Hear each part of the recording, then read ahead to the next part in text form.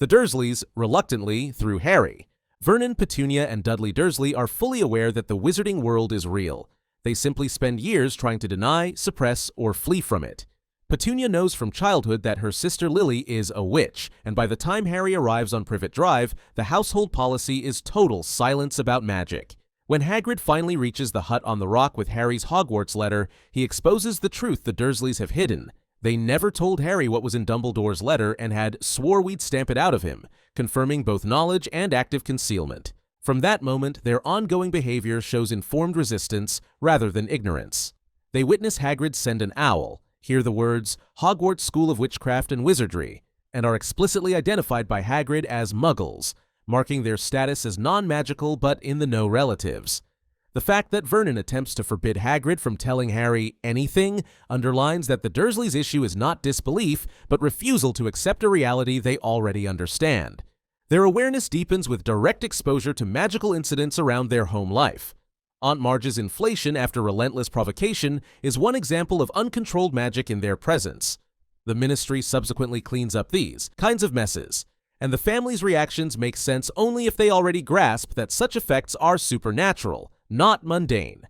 By the Second War, even Dudley cannot stay on the sidelines. He is attacked by Dementors in Little Whinging and is saved by Harry's Patronus. Afterward, Vernon gropes for the right word and asks if Dementi-Whatsits actually exist, while Petunia, who grew up alongside a witch, nods grimly.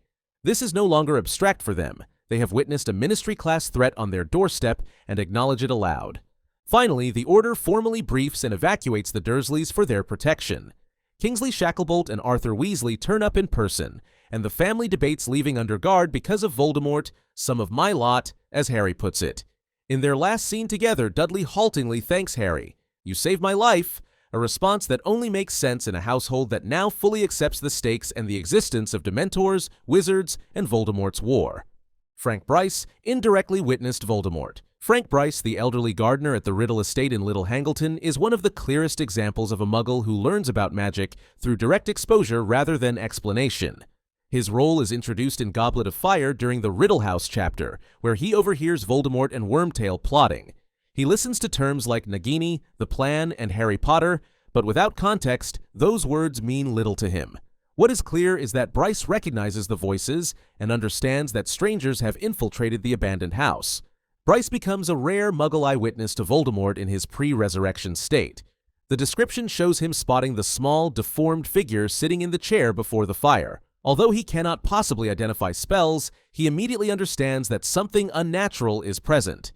Rowling carefully signals this through Frank's internal disbelief.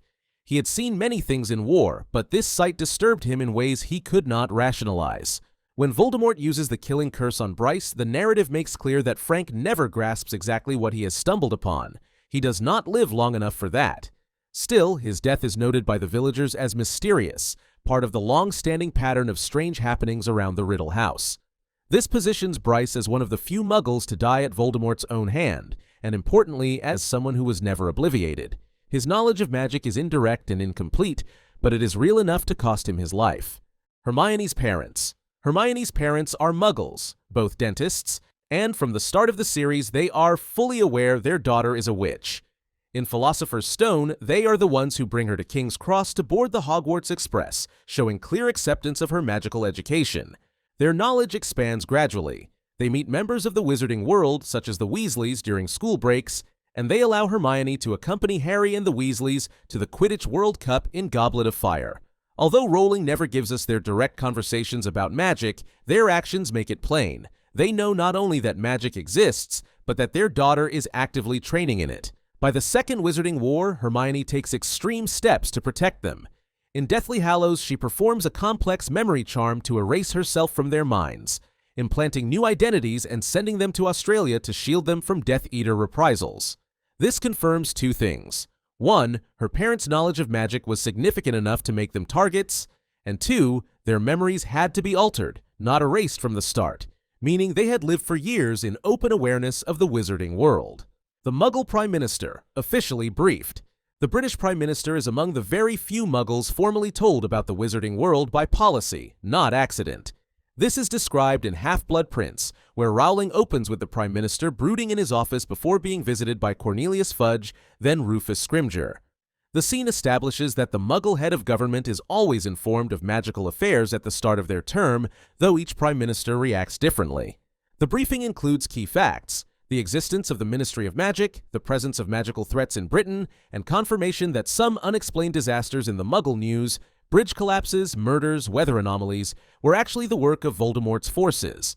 This builds a framework where the Muggle government is not entirely ignorant, though powerless to interfere. Rowling emphasizes that the Prime Minister can do nothing to prevent magical crises.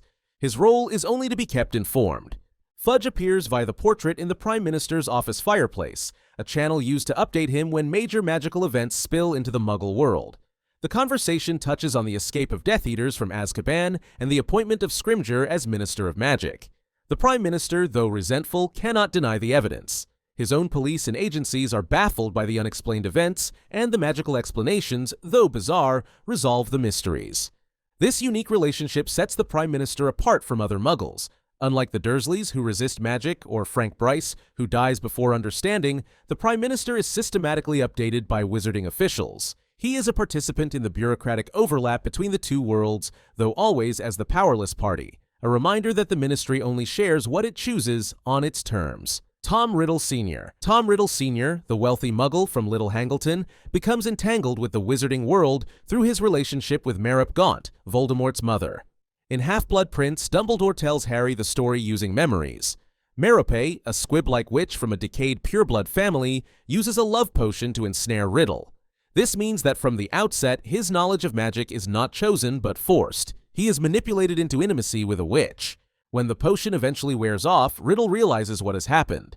The texts describe him abandoning Merope despite her being pregnant, fleeing back to his wealthy parents' manor. His departure shows a rejection not just of her, but of the magical world entirely. For him, magic represents coercion, entrapment, and humiliation.